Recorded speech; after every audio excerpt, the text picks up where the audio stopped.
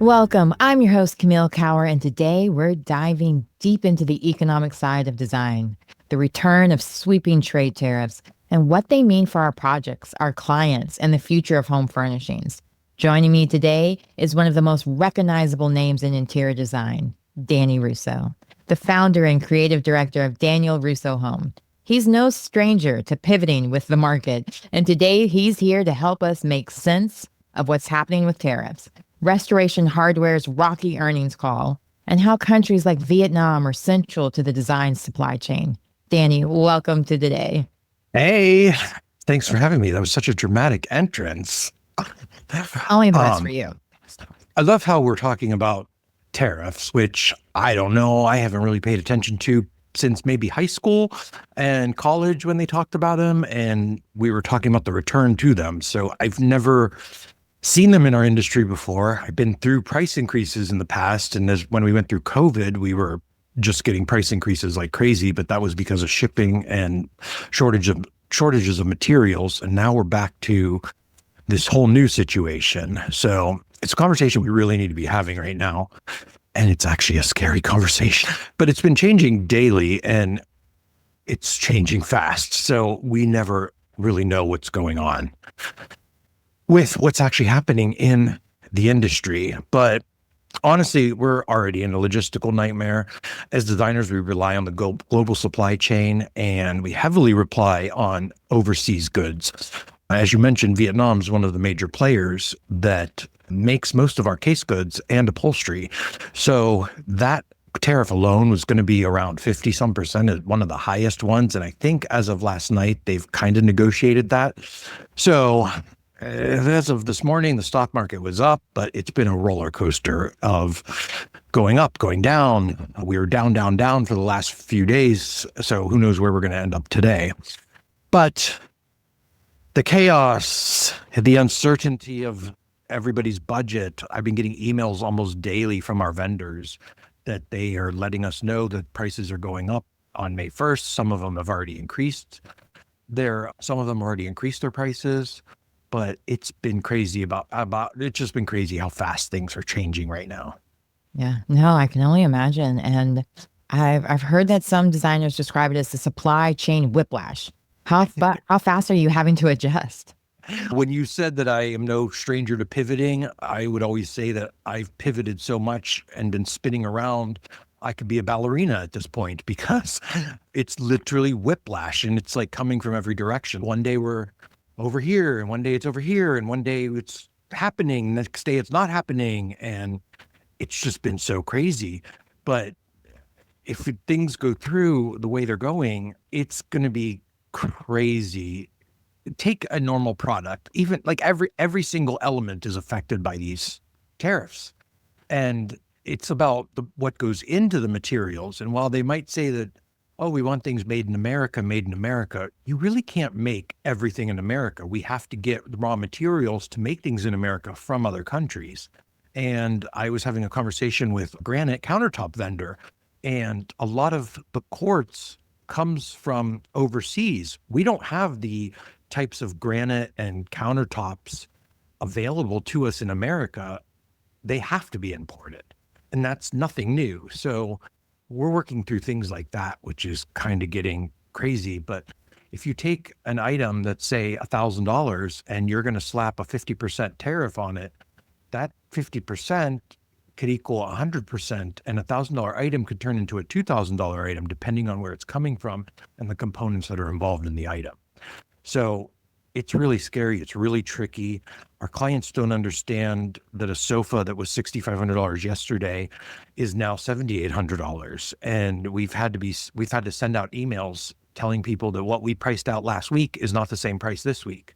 So we're really having to adjust in ways that we've never had to in the past. It's it's interesting. It makes for an interesting job. I mean, we're always everything's always changing.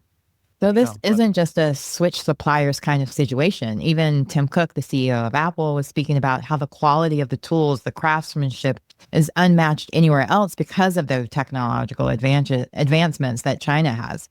So how are you working it through all of that? Like you said, you can't just switch vendors.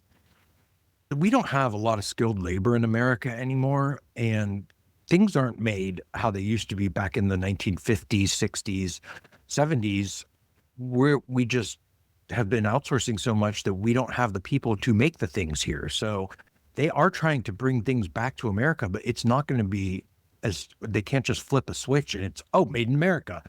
But like for cars, I could tell you that, oh, Jaguar and Land Rover actually stopped production because they can't export to America right now with the tariffs that are involved.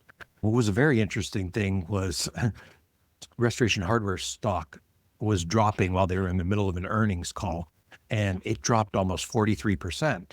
And the CEO, Gary, was on the earnings call when he was watching this, and he literally said, "Oh shit," as this was happening. And all of Restoration's hardware stuff comes out of Vietnam for most of their case goods. And he did a clarification email that went out yesterday and said that they have other assets that they can liquidate, which is basically going to be their real estate and their stores that are in desirable areas. But who's going to fill these stores that have been specifically made for Restoration Hardware to showcase their furniture?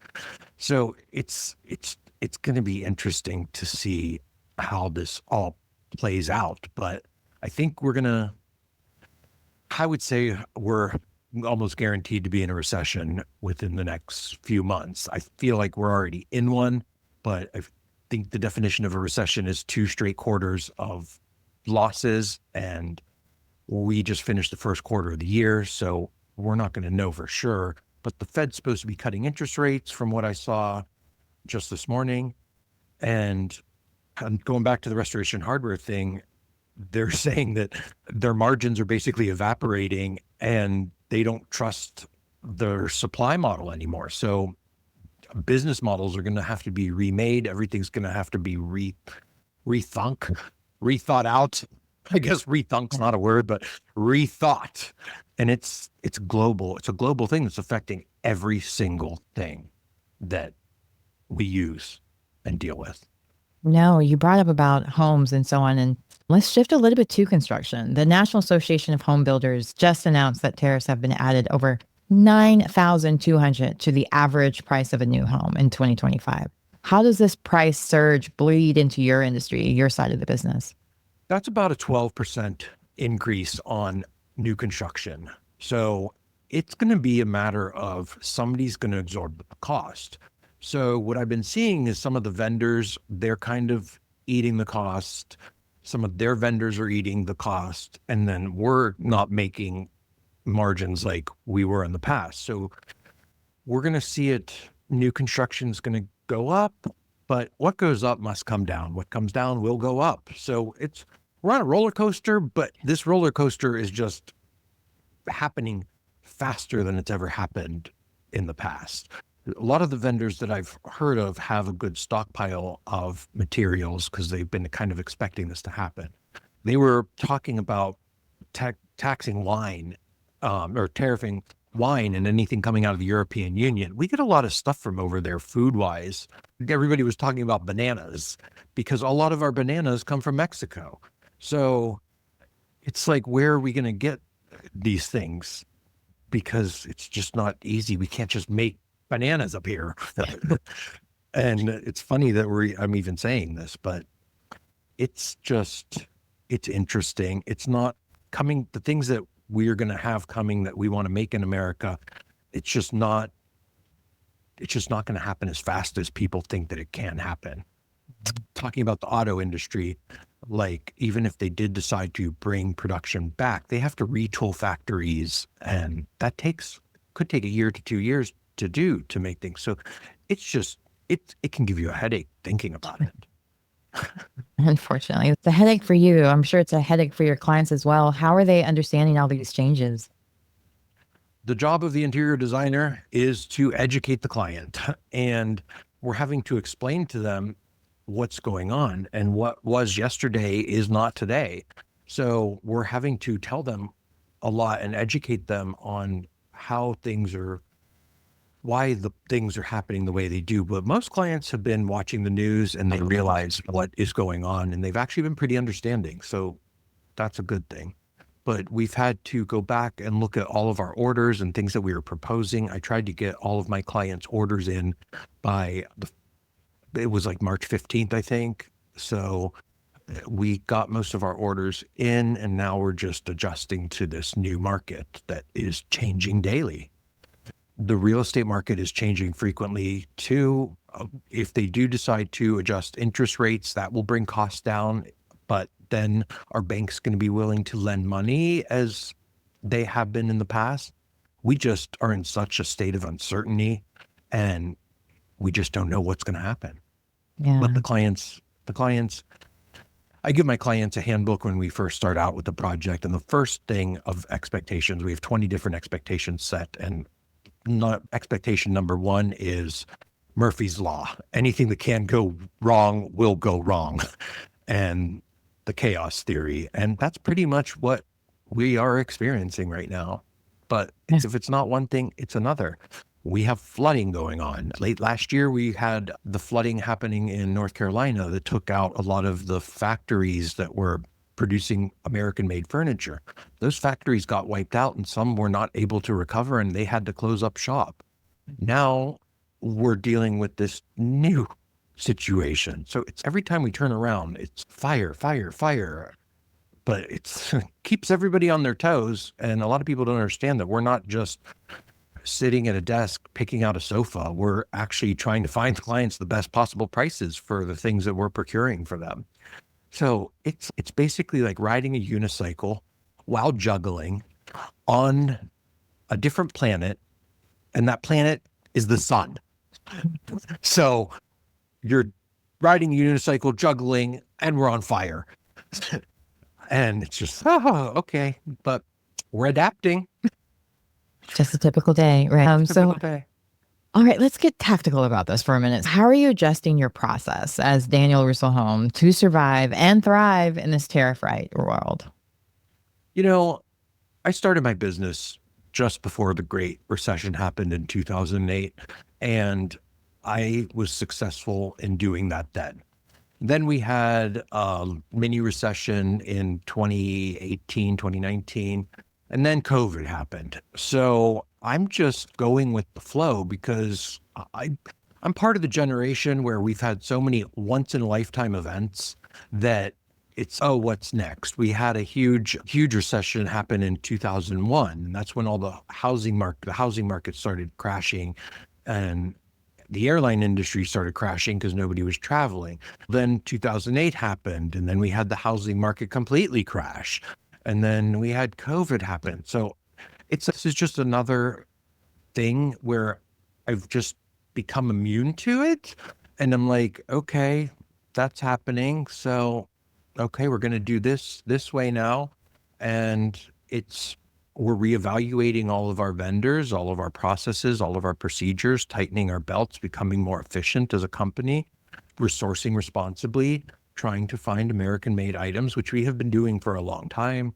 It's just when you get into the American-made furnishings market, you end up with a much larger price tag on things. If I had to trace this back to anything, I trace it back to the 90s during the Clinton administration, where it was all about giving access to other countries for exporting and globalization of the economies and opening up the markets for more free trade. And that's when this kind of started, with offshoring a lot of jobs such as call centers and things like that. And at the time, it wasn't a bad thing, but over time, it became a bad thing. So it's almost like we just have to adjust.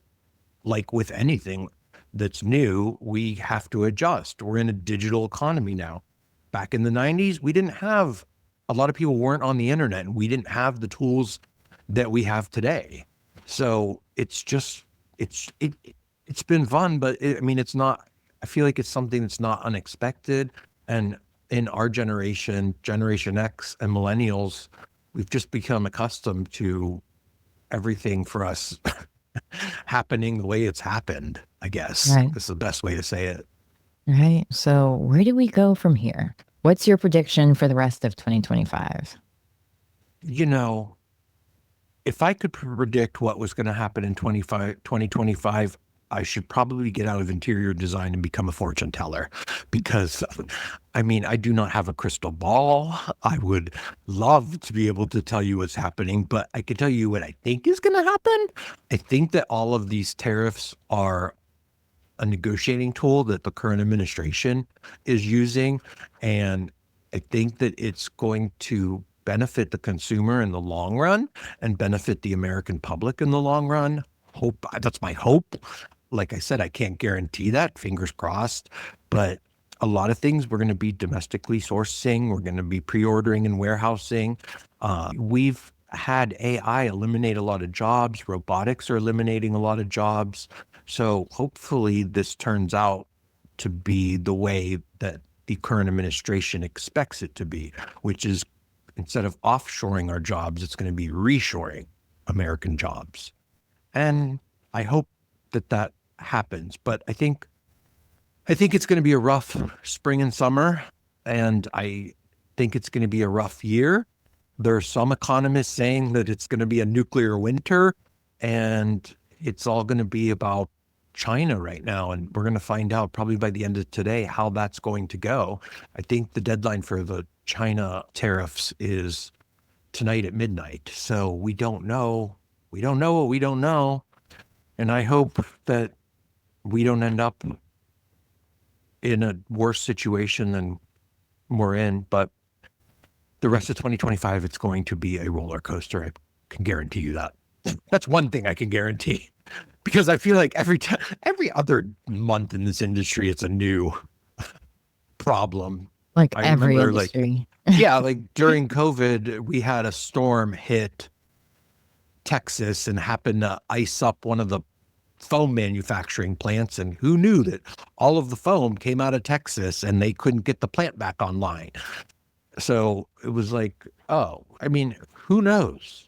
I mean, you're in North Carolina, and aren't you guys like going through wildfires right now in North and South Carolina? I never heard of a wildfire. I don't know that I've heard of a wildfire on the East Coast that I can There's remember. fires every day, somewhere, somehow, because there's still the burn initiatives here, some vendors that you were speaking of, because I remember that was even a fact when we went to High Point. One of my favorite vendors Yeah. is EJ Victor, and they produced most all of their furniture in Asheville. And I guess I'm not real familiar with the area, so correct me if I say anything wrong. Asheville isn't typically an area known to get hit by a hurricane or have as much flooding as it did. So a lot of people didn't have flood insurance. And EJ Victor is one of our big suppliers who produces Ralph Lauren's line, Kate Spade's furniture. I think he had Ellen's furniture. He had a couple other ones that we would use. The insurance said that they weren't going to cover the damage done to the factory, and they ended up having to cease operations. So I don't know how that ended up turning out in the end.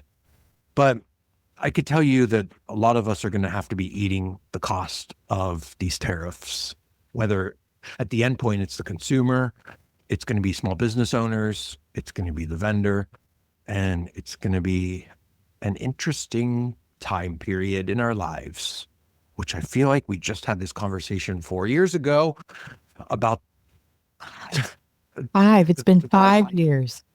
Oh, it went on for 2 years, but we were having that 5 years ago. This is April. It was about 5 years ago in April when we were all sitting at home doing nothing. We didn't know what we were going to do. And then everybody started ordering furniture and wanting to redo their offices. And then we ran out of outdoor furniture. And so it's okay, now what's next? But we went from I could see the recession was coming the past 6 months to a year because vendors were getting lighter on inventory. And in 2008, vendors really started trying to manage their supply chains better, and they kept lower inventory levels. So this past 6 months, I've been seeing them stockpile inventory to try to avoid what they saw was coming as these tariffs. So it's just going to be interesting how this pans out. We're going to have to do a follow-up to this episode. Might be doing it tomorrow. Sure. It's changing just that rapidly, right? It is. Every time I turn the news on, it's a different thing. And like yesterday, it was in the morning, Vietnam was not doing anything. And then before I went to bed last night, Vietnam was saying that they're not going to tariff us. And then I thought Canada said they dropped their tariffs. We made a deal with Mexico. I mean, who knows? It seems like it's all about the deal right now and the administration making deals with the other countries. So we'll see what happens by today's Tuesday. Who knows what's going to happen on Friday? By Friday, we might be in a whole different situation. Yeah. Hopefully some good. So hopefully some good, right? So yes. All right. We're going to end on a happy note, right? That Friday will be, either way, it's Friday. So it'll be a fun day Friday, no matter what happens, because it's always a fun day at Danny Russo's. So that's a wrap on today's episode. A big thanks to Danny Russo for helping us unpack you for the Tariff tsunami. Wait, the tsunami. Oh my God. I need a lorazepam. I need like a stockpile of lorazepam just for the tariff situation. I don't know if you guys have been watching White Lotus, but that's where that's coming from. Like, have they been living under a rock? Even if you don't watch, you've seen the TikToks, you've seen the IGs, something. You've seen I can't get through the last 2 episodes. I keep falling asleep. And it's when it's a good show, like I'll turn it on, I'll go back an episode, and then I go, I went too far back. So I'm like trying to get in the last 2 episodes, but I keep falling asleep before I can get through them. You're working hard and you're keeping up with a lot of news. So it's probably as soon as your body level is, it must be nap time because we're not at high level 10s right now. But anyway, I can't thank you enough and what it means for all the design everywhere to hear your insight, to get some, well, not necessarily hopeful news, but a little bit hopeful news, a little bit in there. News. At least you're getting some information. That's directed towards them. Yeah. Yes. And I have been one of the few designers that's keeping up on this because it's one of the things that I've always done. I'm always watching what's going on behind the scenes of my industry and learning what's coming from where, what's in what, how things are made. So that's one of my strong points, being the bold, innovative designer that I am. Well, I call you my design series, so you never disappoint. But anyway, if you love this episode, share it, tag us, and don't forget to subscribe. We'll be back next week, day, month. You never know when we're coming back with more information. These hot topics keep coming around, and an inside look on the industry shifts, shaping the way we design, build, and live, right? Shape shifting. Should we introduce everybody to our new team member? He is matching me today. I thought you were me. No. Oh, like, wait, my pronouns didn't change.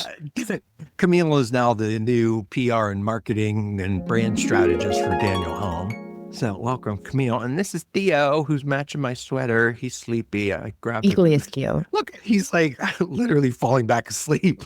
Oh.